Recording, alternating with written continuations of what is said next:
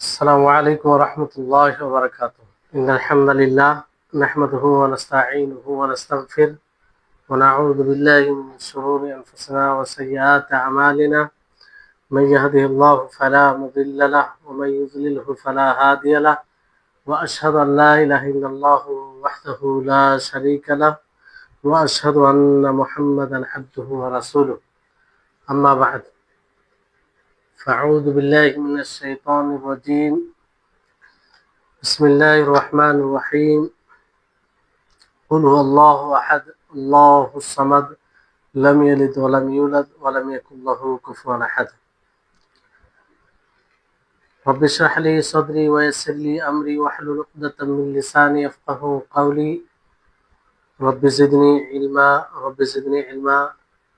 اللهم إني أسألك علما نافعا ورزقا طيبا وعملا متقبلا. সম্মানিত, আজকের আল আকিদাতুল ওয়াসিতিয়ার 11তম ক্লাসে উপস্থিত সুপ্রিয় ভাই সকল ও সম্মানিতা বোন, প্রশংসা গুণগান সেই মহান আল্লাহ তাবারক ওয়া তাআলার নিমিত্তে, যিনি আমাদের সকলকে আজকের ক্লাসে উপস্থিত হওয়ার তৌফিক দিয়েছেন। তারপর আমাদের সকলের প্রাণপ্রিয় নবী করিম মুহাম্মদ মুস্তাফা সাল্লাল্লাহু আলাইহি ওয়াসাল্লাম, ওনার উপর অসংখ্য শান্তি ধারা বর্ষিত হোক। আল্লাহুম্মা সাল্লি আলাইহি আল্লাহুম্মা বারিক আলাইহি। তো আলহামদুলিল্লাহ, আমরা পূর্বের ক্লাসে আল্লাহ তাবারক ওয়া তাআলার বেশ কয়েকটি সিফাত সম্পর্কে জেনেছিলাম, যে আল্লাহ তাবারক ওয়া তাআলা সিফাতে রহমত তার মধ্যে রয়েছে, এবং ইলম এই গুণটিও তার মধ্যে রয়েছে, আর হেফাজত করা এই গুণটিও আল্লাহ তাবারক ওয়া তাআলার মধ্যে রয়েছে। আর এগুলো ব্যাখ্যা করতে গিয়ে বলা হয়েছে যেগুলো আসল অর্থেই এই গুণ আল্লাহ তাবারক ওয়া তাআলার মধ্যে রয়েছে। তবে আল্লাহ তাবারক ওয়া তাআলা তিনি যেমন সত্তা তেমন তার গুণ হবে, মাখলুকের সাথে কোনো সাদৃশ্যতা নেই। আর নাম এক হওয়াতে সে গুণ যে একই হবে এটা জরুরি নয়। তারপরে আল্লাহ তাবারক ওয়া তাআলার আরো সিফাত গুণ রয়েছে, যেমন সন্তুষ্ট হওয়া, রাগান্বিত হওয়া, তারপরে কারো উপরে লান করা, অপছন্দ করা, অসন্তুষ্ট হওয়া, রাগান্বিত হওয়া, এগুলো আল্লাহ তাবারক ওয়া তাআলার গুণ, আল্লাহ তাবারক ওয়া তাআলার সিফাতের মধ্যে রয়েছে, যেগুলো আয়াত দ্বারা প্রমাণিত। শেখুল ইসলাম ইবনে তাইমিয়া রাহিমাহুল্লাহ তিনি বেশ কিছু আয়াত দ্বারা বেশ কিছু আয়াত নিয়ে এসেছেন, যে আয়াতগুলো দ্বারা এগুলো বোঝা যায় যে আল্লাহ তাবারক ওয়া তাআলার মধ্যে এই সিফাত রয়েছে। যেমন লেখক রাহিমাহুল্লাহ তিনি বলেন যে আল্লাহ তাবারক ওয়া তাআলার এই বাণী রাদিয়াল্লাহু আনহু ওয়া রাদু আন, যে আল্লাহ তাআলা তাদের প্রতি সন্তুষ্ট এবং তারা আল্লাহর প্রতি সন্তুষ্ট। তো এখানে সিফাতে রেজা, আল্লাহ তাবারক ওয়া তাআলা তাদের প্রতি সন্তুষ্ট, তো এই সিফাত আল্লাহ তাআলার মধ্যে রয়েছে, এই আয়াত থেকে এটা প্রমাণিত। রাজিয়া ইয়ারদা, সন্তুষ্ট হওয়া, রাজি হওয়া, সন্তুষ্ট হওয়া। তারপরে আল্লাহ তাবারক ওয়া তাআলার এই বাণী সূরা নিসার 93 নম্বর আয়াত, ওয়ামান ইয়াকতুল মুমিনান মুতাআম্মিদান ফাজাযাউহু জাহান্নাম খালিদান ফিহা ওয়া গাদিবাল্লাহু আলাইহি ওয়া লা'নাহু। যে ব্যক্তি কোনো মুমিনকে ইচ্ছাকৃতভাবে হত্যা করবে, তার বদলা, তার জাযা জাহান্নাম হবে, যেখানে সে চিরস্থায়ী থাকবে। আর তার উপরে আল্লাহ তাবারক ওয়া তাআলার ক্রোধ হবে, গজব হবে, এবং তার উপরে আল্লাহ তাআলা লানত হবে। তাহলে এই আয়াতে আল্লাহ তাবারক ওয়া তাআলা নিজেই বলেছেন যে আল্লাহ তাআলার ক্রোধ হবে, রাগ। তার তার মানে আল্লাহ তাবারক ওয়া তাআলার মধ্যে এই সিফাতটি রয়েছে, রাগ করা। আল্লাহ তাবারক ওয়া তাআলা রাগান্বিত হন, আল্লাহ তাআলা রাগান্বিত হন। যেমন এই ব্যাপারে হাদিসে রয়েছে, পূর্বে ক্লাসে আলোচনায় এসেছিল যে একটি হাদিসে নবী করিম মুহাম্মদ সাল্লাল্লাহু আলাইহি সাল্লাম বলেন যে ইন্না রাহমাতি, মানে আল্লাহ তাবারক ওয়া তাআলার ব্যাপারে বলে যে ইন্না রাহমাতি সাবাকাত গাযাবি, যে আমার রহমত আমার গজব, রাগ থেকে প্রাধান্য পেয়েছে, মানে এগিয়ে গেছে। যাই হোক, এখানেও রাগের কথাটা আছে। তাই আয়াত থেকে এটা স্পষ্ট হয় যে আল্লাহ তাবারক ওয়া তাআলা তিনি রাগান্বিত হন, তিনার মধ্যে এই গুণটি রয়েছে। এটা অবশ্যই আমাদেরকে ঈমান রাখতে হবে যে আল্লাহ তাবারক ওয়া তাআলা তিনি রাগান্বিত হন। তারপরে আল্লাহ তাবারক ওয়া তাআলার এই বাণী সূরা মুহাম্মদের 28 নম্বর আয়াত, যালিকা বিআন্নাহুম ইত্তাবাউ মা আসখাতাল্লাহু ওয়া কারিহু রিদওয়ানাহু, যে এটাই যে তারা অনুসরণ করে যা আল্লাহ তাআলাকে অপছন্দ করে, ইয়া আল্লাহ তাআলার কে অসন্তুষ্ট করে, আর তারা অপছন্দ করে তার সন্তুষ্টিকে, তার সন্তুষ্টিকে সন্তুষ্টি সান্নিধ্যকে অপছন্দ করে। তো এখানে আসখাতাল্লাহ বলা হয়েছে, মানে যা আল্লাহ তাআলাকে অসন্তুষ্ট করে।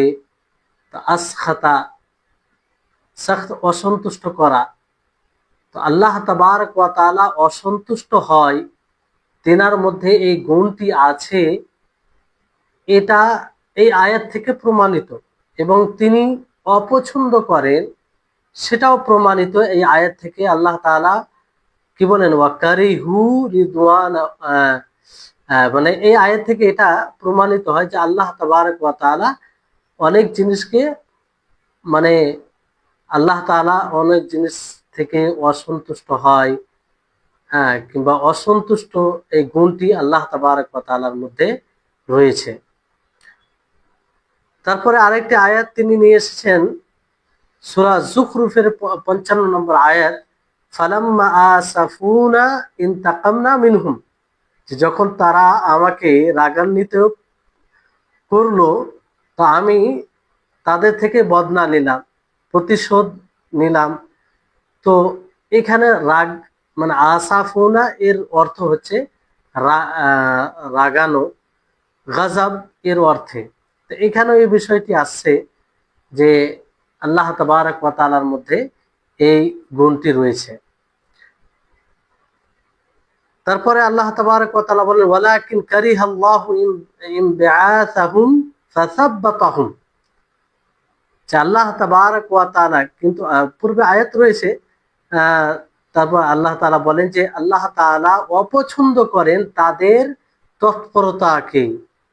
তো আল্লাহ তাআলা তাদের তৎপরতাকে অপছন্দ করার ফলে তাদেরকে শিথিল করে দেন, শৈথল্যবাদী করে দেন আল্লাহ তাআলা তাদেরকে। তো এখানে কারিহা শব্দ আল্লাহ তাআলা নিজেই ব্যবহার করেছেন।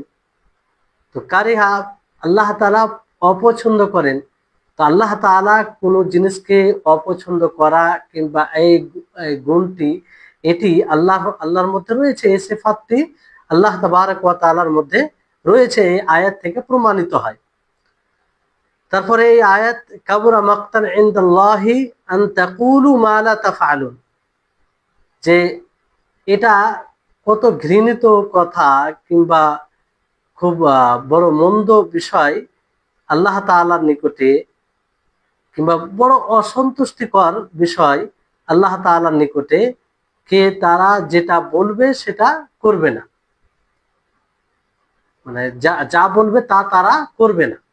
এখানে কাবুরা মাক্তান ইনদাল্লাহ, মাক্ত মানে অসন্তুষ্ট হওয়া, কোন জিনিসকে একদম মানে অসন্তুষ্ট হওয়া, মাক্ত আর সাখাত, এগুলো একই, কম বেশি একই শব্দ অর্থে আসে, কিছু হালকা পার্থক্য হতে পারে। তো যাই হোক, বিষয়টি হচ্ছে যে এই আয়াতগুলি থেকে যেগুলো আমরা বুঝতে পারলাম যে আল্লাহ তাবারক ওয়া তাআলার মধ্যে সিফাতে রেজা মানে সন্তুষ্ট হওয়া, গজব রাগ করা, এবং লান অভিশাপ দেওয়া, আর অলকুর বলতে অপছন্দ করা, অসন্তুষ্ট হওয়া, এই গুণগুলো আল্লাহ তাবারক ওয়া তাআলার মধ্যে রয়েছে এই আয়াত থেকে প্রমাণিত, এবং এই আয়াত দ্বারা এগুলো সাব্যস্ত করা হয়েছে। আহলে হক যারা আহলুস সুন্নাহ ওয়াল জামাত, তারা এই সব সিফাতকে সাব্যস্ত করে। তারা এগুলো সম্পর্কে এই কথাই বলে যে এটা আল্লাহ, এগুলো আল্লাহ তাবারক ওয়া তাআলার প্রকৃত সিফাত, গুণ, আর এটা আল্লাহ তাবারক ওয়া তাআলার উপযুক্ত। আল্লাহ তাবারক ওয়া তাআলার যেমন সত্তা তেমন এগুলো গুণ, আর এই গুণগুলো মাখলুকের কোন গুণের সাথে সাদৃশ্যতা খাবে না, মানে কোনো সাদৃশ্য নাই। আর মাখলুকের মধ্যে এই গুণ থাকার মানে এটা নয় যে আল্লাহ তাবারক ওয়া তাআলার মধ্যে এই গুণ আছে তো একই গুণ হবে, এরকমটাও বিষয় নাই। বরং মাখলুক অসন্তুষ্ট হয় মাখলুকের মতো, মাখলুকের রাগ মাখলুকের মতো, মাখলুকের সন্তুষ্ট হওয়া মাখলুকের মতো, মাখলুকের অভিশাপ করা মাখলুকের মতো। আর আল্লাহ তাবারক ওয়া তাআলা তিনি যে সন্তুষ্ট হন, তিনার সত্তার যেমন উপযুক্ত সেই রকম। এইভাবে আমাদেরকে ঈমান নিয়ে আসতে হবে। কিন্তু আশায়রা মুতাজিলা এইসব সিফাতের অস্বীকার করে। তারা বলে যে আল্লাহ তাবারক ওয়া তাআলাকে এইসব গুণে গুণান্বিত কিংবা এইসব গুণ তার জন্য সাব্যস্ত করা যাবে না। কারণ কেন করা যাবে না? যেমন আশায়রা এই সমস্ত গুণগুলোকে এরাদা, ইচ্ছার দিকে ফিরিয়ে দেয়। মানে তারা বলতে চায়, যেমন পূর্বে আলোচনায় এসেছে যে মহাব্বা বলতে আল্লাহ তাবারক ওয়া তাআলার ইচ্ছা, কারো উপরে ইহসান করার ইচ্ছা, এইভাবে তারা তাবিল করে। অনুরূপ ভাবে এখানে রেজা বলতে তারা এটার ব্যাখ্যা এইভাবে দেয়, যেটা বাতিল ব্যাখ্যা, বাতিল তাবিলে ফাসিদা বলতে পারেন। তো যে আল্লাহ তাবারক ওয়া তাআলা কারো প্রতি সন্তুষ্ট হন মানে তাকে সওয়াব প্রতিদান দেওয়ার ইচ্ছা করেন। আর কারো প্রতি আল্লাহ তাআলা রাগান্বিত হন, ক্রোধ হন, তার মানে আল্লাহ তাআলা তাকে শাস্তি দেওয়ার ইচ্ছা করে। এইভাবে তারা তাবিল করে, অপব্যাখ্যা করে, যেটা একদম বাতিল। মুতাজিলা তারা এইভাবে বলে যে রেজা বলতে সওয়াব, আল্লাহ তাবারক ওয়া তাআলা সন্তুষ্টি হওয়া বলতে সওয়াব, প্রতিদান, আর অসন্তুষ্ট হওয়া, অপছন্দ করা, এগুলো বলতে আল্লাহ তাবারক ওয়া তাআলার আযাব।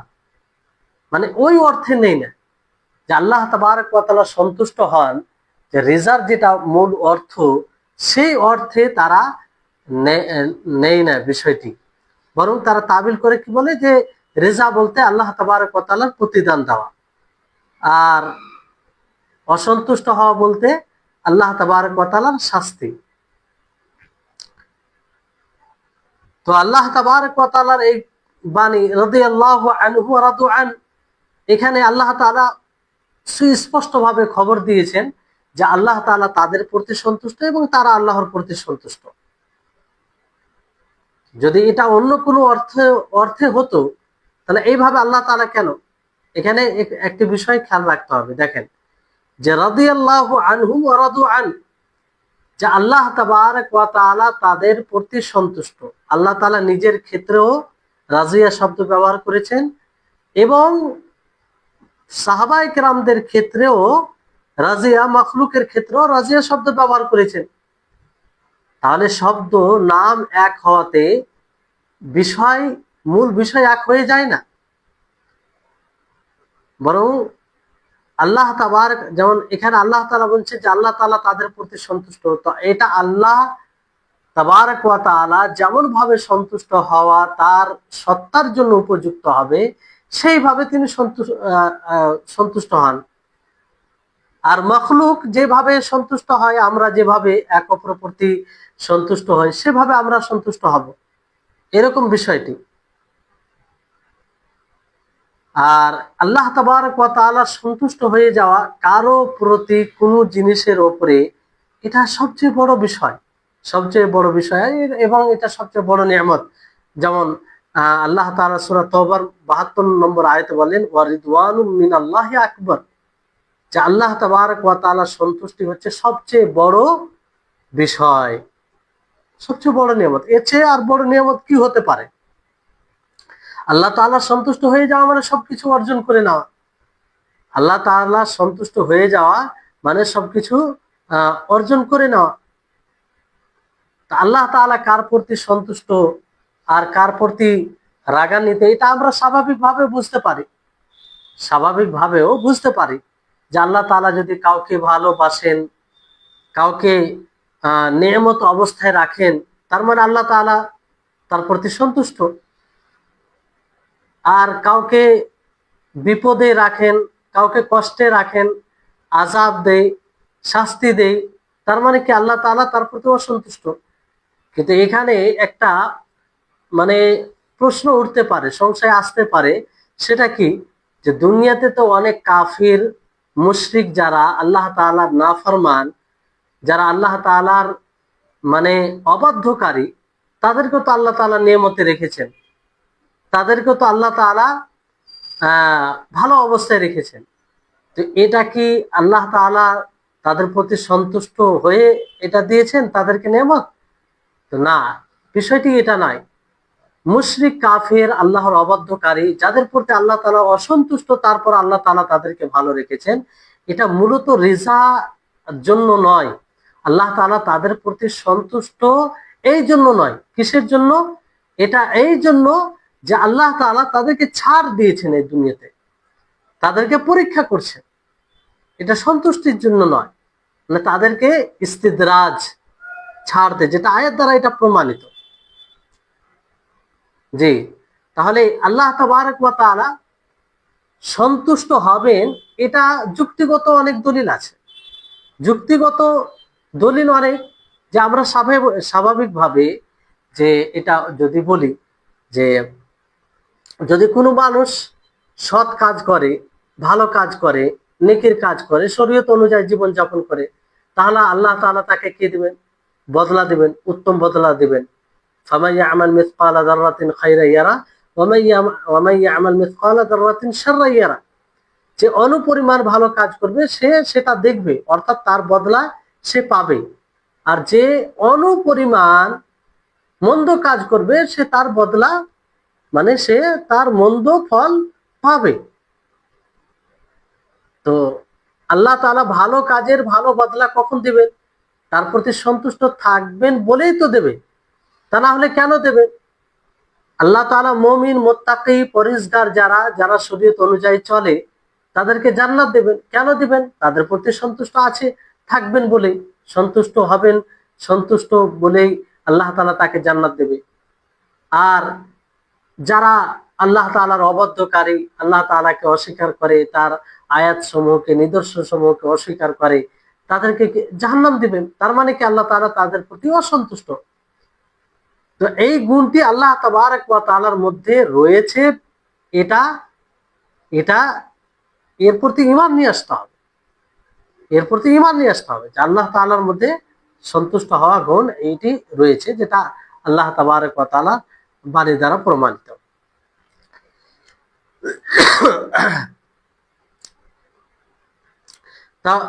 তাহলে এই হচ্ছে বিষয়। তারপরে যে আয়াতটি বলা হয়েছে, ওয়ামা ইয়াকতুল মুমিনা মুতাআম্মিদান ফাজাযাউহু জাহান্নামু খালিদান ফাজাযাউ জাহান্নাম খালিদান ফিহা ওয়া গাদিবা আল্লাহু আলাইহি ওয়া লা'নাহু। এই আয়াতে আল্লাহ তাবারক ওয়া তাআলা যে ইচ্ছাকৃত হত্যা করে কোন মুমিনকে তার জন্য শাস্তি 5 রকম শাস্তির কথা বলেছেন। কয় রকম? 5 রকম। এখানে দেখেন যে আল্লাহ তাআলা বলেন যে ব্যক্তি কোন মুমিনকে ইচ্ছাকৃতভাবে হত্যা করবে তার বদলা কি? জাহান্নাম হবে। আর শুধু জাহান্নাম বলে আল্লাহ তাআলা যথেষ্ট করেনি, সে চিরস্থায়ী। 2, তারপরে গাদিব আল্লাহ, আল্লাহ তাআলার তার উপরে ক্রোধ হবে। কি হবে? ক্রোধ হবে, রাগান্বিত হবে। ওয়ালা আনাহু, এবং তার উপরে অভিশাপ। এইভাবে বেশ কয়েকটি শাস্তির কথা বলা হয়েছে। তাহলে কোনো মুমিনকে হত্যা করা ইচ্ছাকৃতভাবে এটা কত জঘন্য অপরাধ। আর মুতাআম্মিদান বলতে ইচ্ছাকৃতভাবে কোনো মানুষকে এমনভাবে মানুষকে কোনো মানুষকে উদ্দেশ্য করে এমন জিনিস দ্বারা, এমন অস্ত্র দ্বারা হামলা করা, আক্রমণ করা, যেটা দ্বারা স্বাভাবিকভাবে মানুষ মারা যায়, যেটা যেটা যেটা দ্বারা এটা ধারণা করা যায় যে মানুষের উপর আক্রমণ করতে গেলে এটা মানে সে মারা যেতে পারে। তাহলে এটাই হচ্ছে মানে ইচ্ছাকৃতভাবে হত্যা করা। তো এখানে আল্লাহ তাআলার গজব, আল্লাহ তাআলার ক্রোধ, আল্লাহ তাআলার লানত, এগুলো সব আল্লাহ তাবারক ওয়া তাআলা নিজের জন্য এখানে উল্লেখ করেছেন। তো এটা খুব জঘন্য অপরাধ, খুব জঘন্য অপরাধ এটা। কিন্তু বিষয়টি হচ্ছে এত জঘন্য অপরাধ এখানে, তো এই জঘন্য অপরাধ কি এ থেকে কি ক্ষমা নেই? যদি কোনো ব্যক্তি ধরেন কাউকে হত্যা করেই দিল, এইভাবে তার দ্বারা হয়ে গেছে, তো সে যদি তওবা করে তারপরে কি এই ওঈদ, এই ধমকের সে উপযুক্ত থাকবে, না তওবার দ্বারা এটা সে ছাড় পেয়ে যাবে? এখানে ইবনে উসাইমিন রাহিমাহুল্লাহ তিনি স্পষ্ট করেছেন যে তওবা যদি করে তাহলে আল্লাহ তাআলা মাফ করবেন, আল্লাহ তাআলা মাফ করবেন, আর এই ওঈদ তার উপরে থাকবে না, কারণ তওবা দ্বারা গুনাহ মাফ হয়ে যায়। তবে কিছু ক্ষেত্রে কিছু দিক দিয়ে সে হয়তো তার বিষয়টি মুআল্লাক, মানে লটকে থাকবে, মানে ঝুলন্ত থাকবে, কিন্তু এই পুরোপুরি ওয়াঈদটা তার উপরে তখন থাকবে না। যেমন সূরা ফুরকানে দেখবেন সেখানে বলা হয়েছে যে যারা হত্যা করবে, মানে হত্যা করবে না, কিংবা বলা কিভাবে বলা হয়েছে সেই আয়াতগুলোতে, বেশ কয়েকটি আয়াতে। তো শেষে তওবার কথা আল্লাহ তাআলা বলেছেন যে হ্যাঁ, ইল্লা মান তাবা, যারা তওবা করবে।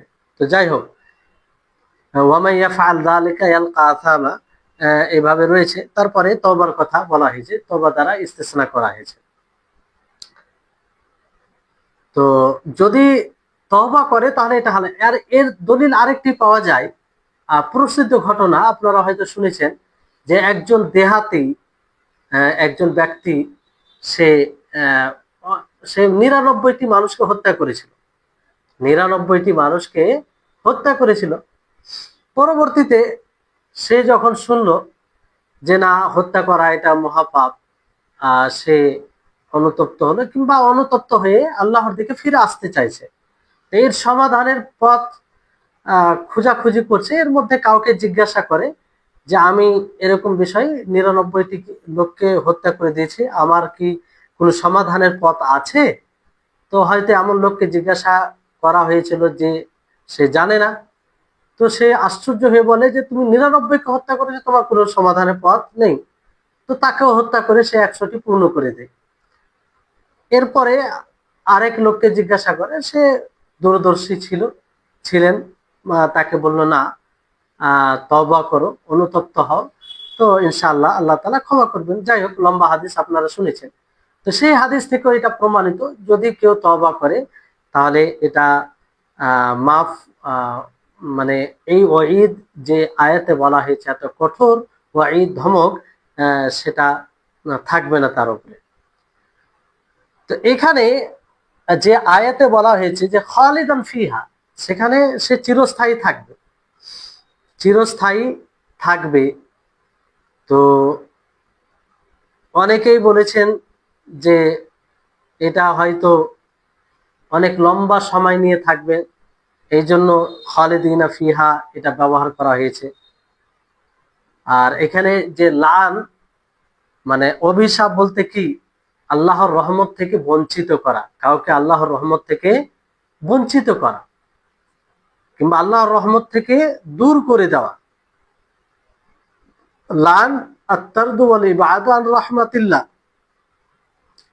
আর লাইন অথবা মালউন বলা হয় ওই ব্যক্তিকে যার উপরে লান, মানে রহমত থেকে, আল্লাহর রহমত থেকে দূর হয়ে যাওয়া জরুরি হয়ে যায়, সাব্যস্ত হয়ে যায়, কিংবা যার উপরে বদদুয়া করা হয়।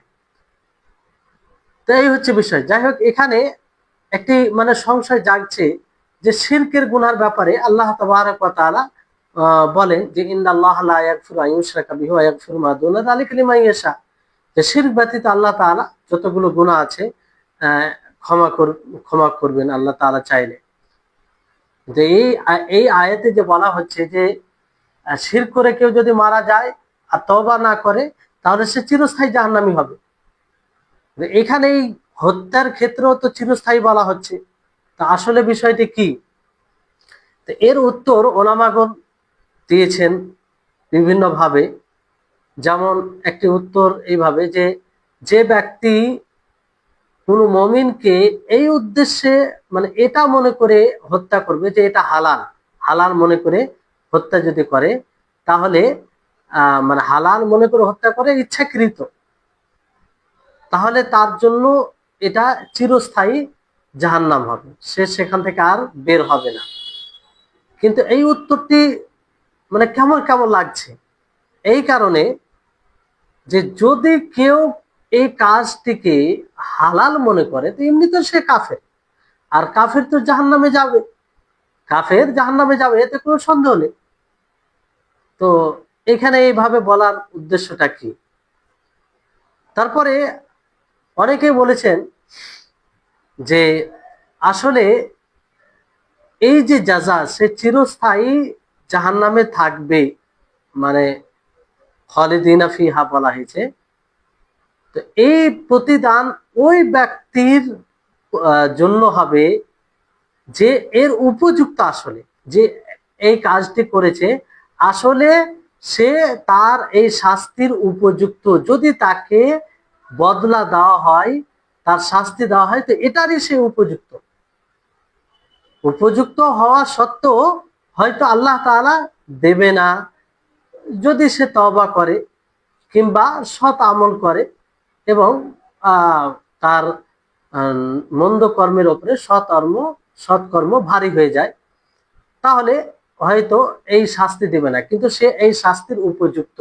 এই হিসাবে আল্লাহ তাআলা খালিদিনা ফিহা বলেছেন যে সে চিরস্থায়ী জাহান্নামী।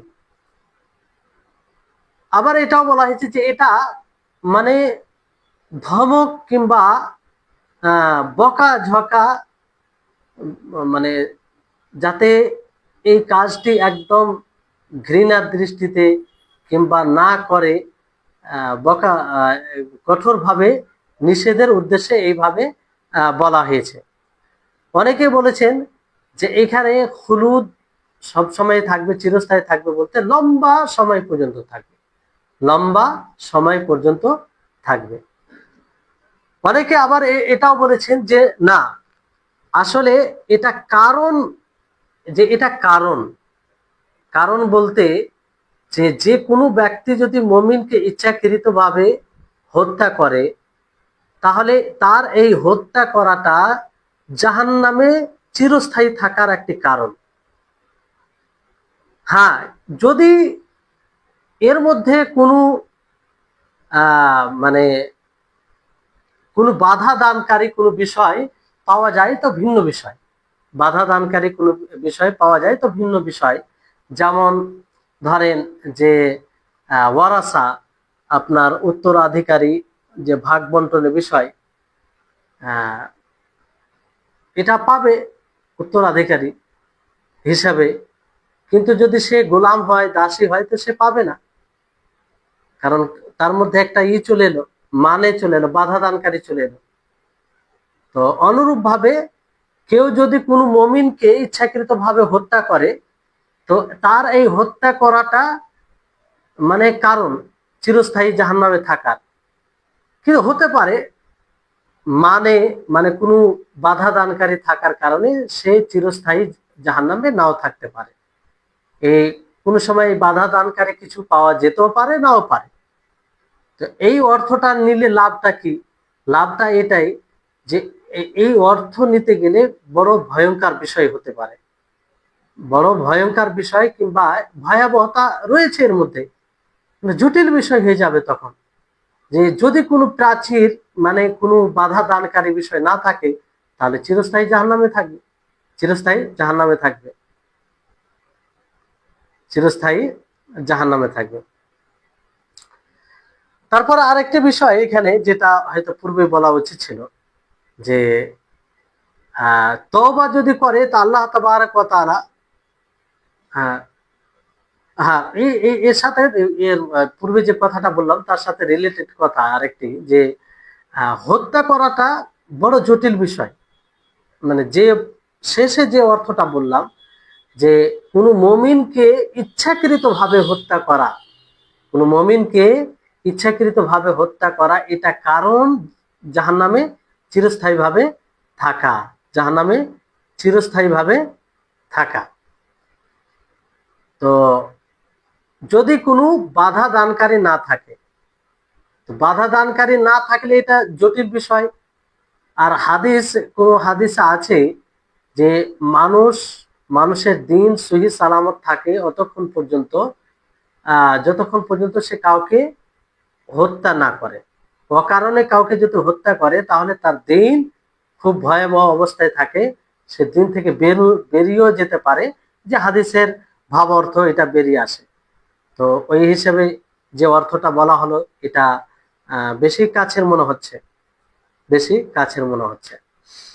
তো যাই হোক, বিষয়টি হচ্ছে আহ এগুলো একটা আরেকটি যেটা অর্থ বলা হলো, যে লম্বা সময় পর্যন্ত থাকবে, এটাও একটা উপযুক্ত অর্থ বলা যেতে পারে। কারণ আল্লাহ তাবারক ওয়া তাআলা এখানে খালিদিন ফিহা আবাদা বলেননি। আবাদা বলতে গেলে একদম তাকিদ হয়ে গেল। খালিদিন ফিহা মানে লম্বা সময় পর্যন্ত থাকবে, এই জন্য বলে যখন মানুষ কোনো বিষয়ে কোনো জিনিসে লম্বা সময় পর্যন্ত সময় কাটায়, তখন আহ এরকমটা হয় যে আপনার বলা হয় যে কোনো মানুষ যখন কোনো এতে লং সময় কাটায়, তখন বলে যে সে সব সময় ওখানে আছে, এরকম বলা হয়। তো এরকম ভাবে এটা বলা হয়েছে। আর যে কোনো হাদিস দ্বারা এটা প্রমাণিত যে ক্ষমা হবে না। হুম তো এটা একদিক দিয়ে মানে ঠিক আছে, যদিও মানে কারণ বলা হয় যে কাতিলের উপরে 3 প্রকার হক থাকে, যে হত্যাকারী তার উপরে 3 প্রকার হক থাকে। একটা হচ্ছে আল্লাহর হক, আর একটা হচ্ছে উত্তরাধিকারী হক, উত্তরাধিকারীর হক, আর একটা হচ্ছে মাকতুল মানে যাকে হত্যা করা হয়েছে তার হক। তো আল্লাহ তাআলা হক তিনি তো তওবা দ্বারা মাফ করে দিবেন। হ্যাঁ, আর যেটা উত্তরাধিকারী হক, এটা দুনিয়াতে যদি দিয়ে দেয় তাদেরকে, যে তাদের যেটা প্রাপ্য, তাহলে তো সেটা এমনিতেই মানে সাকিত হয়ে যাবে, কিংবা মাপের মাধ্যমে, ক্ষমার মাধ্যমে। আর মাকতুল যেটা, যাকে হত্যা করা হয়েছে, তার যেটা হক, তার যেটা হক সেটা কিন্তু আপনার ক্ষমা হবে না, সেটা কিয়ামত দিবসে সেটা ফয়সালা হবে, কিয়ামত দিবসে ফয়সালা হবে। কারণ হাদিসে এসেছে যে তার হাতে মাথা দেওয়া হবে আর বলা হবে যে ইয়া রব্বি সাল হাদা ফিমা কাতারানি, হে আমার রব, যে এই ব্যক্তিকে আপনি, এই বান্দাকে আপনি জিজ্ঞাসা করুন যে আমাকে কেন, কিসের জন্য হত্যা করেছে সে।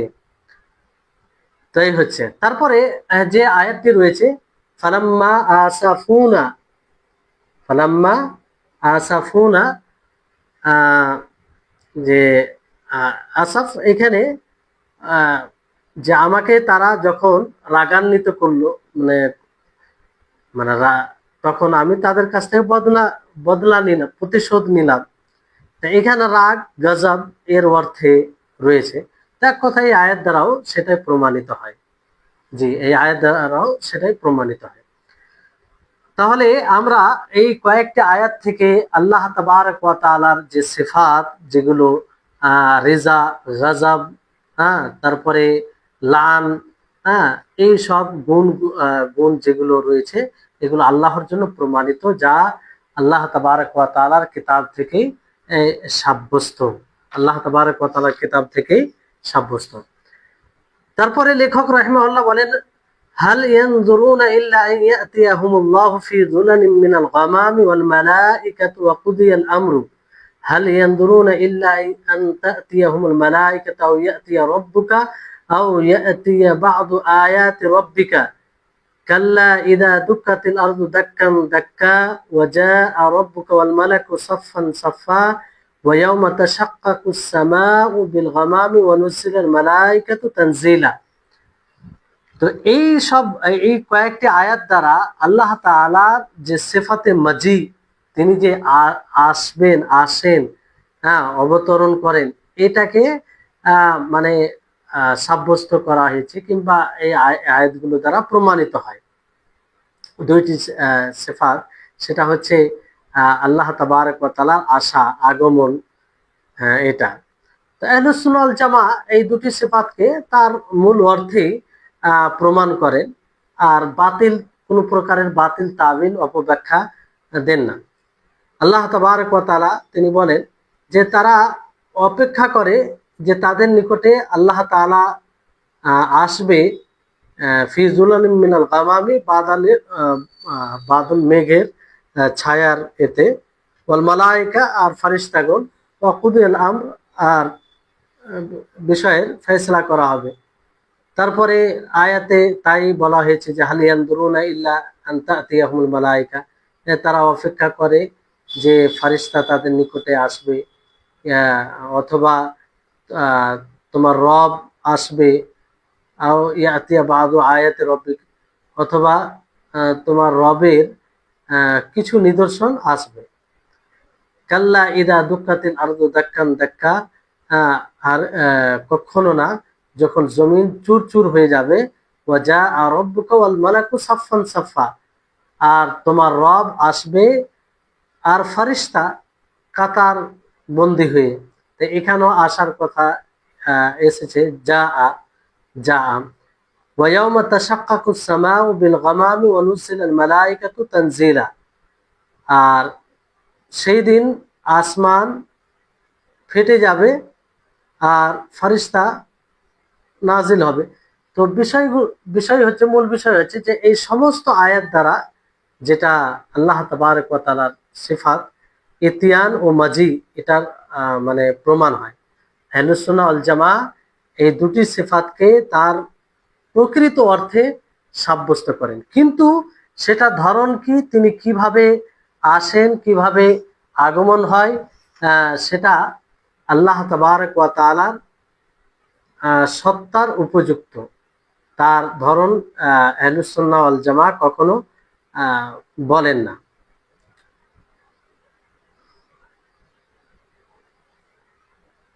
জি।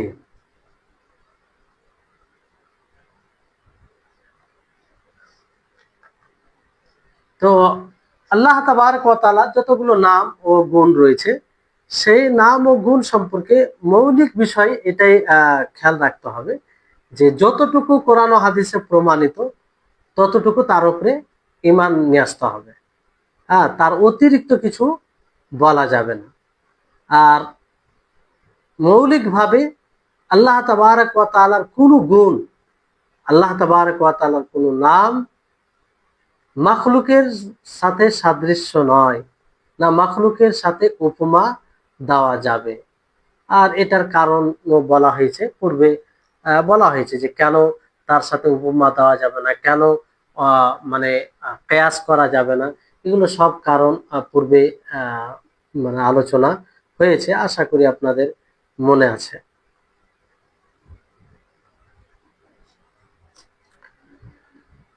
এখানে ওয়াজা রব্বুকা ওয়াল মালাকু সাফফান সাফফা, যে তোমার রব আসবে, এখানে আসা অনেকে যারা বাতিল ফিরকা দল রয়েছে তারা বলে যে এখানে রবের আশা বলতে রবের আযাব আসা। এটা অপব্যাখ্যা, অপব্যাখ্যা ছাড়া কিছু নয়। কারণ এই আয়াতে এটা উদ্দেশ্য যে আল্লাহ তাবারক ওয়া তাআলা কিয়ামত দিবসে ফয়সালা, সিদ্ধান্ত করার জন্য তিনি আসবেন। কিন্তু কিভাবে আসবেন? আর ফারিস্তা সকলেই তারা তার তাজিমে কাতারবন্দি হয়ে থাকবে, তার সম্মান প্রদর্শনে মানে তাজিমে কাতারবন্দি হয়ে থাকবে। আর আসার সময় আসমান মানে ফেটে যাবে। তো এই হচ্ছে বিষয়। কিন্তু তিনার আশা, তিনার মাঝি কিভাবে, এটা আমরা তার বিবরণ দিতে পারি না, এটা আমরা বিবরণ দিতে পারি না। জি। আর মাখলুকের সাথে সাদৃশ্য কোনো মতে দেওয়া যাবে না। মাখলুকের সাথে সাদৃশ্য দেওয়া মানে ভেবে নিতে হবে যে সেটা একটা ইনকারের পথ, ইনকারের পথ, নাফির পথ। তো আজ এই পর্যন্ত থাক ইনশাআল্লাহ। আগামী ক্লাসে ইনশাআল্লাহ একটু বেশি পড়ার চেষ্টা করব। আসলে গত 2 দিন 3 দিন প্রচন্ড অসুস্থ ছিলাম। আলহামদুলিল্লাহ, আল্লাহর বিশেষ রহমতে সুস্থ রেখেছেন। আহ, আগামী ক্লাসগুলি থেকে ইনশাআল্লাহ একটু বেশি করে পড়ার চেষ্টা করব। আখির দাওয়ানা আলহামদুলিল্লাহি রাব্বিল আলামিন। আসসালামু আলাইকুম ওয়া রাহমাতুল্লাহি ওয়া বারাকাতুহু।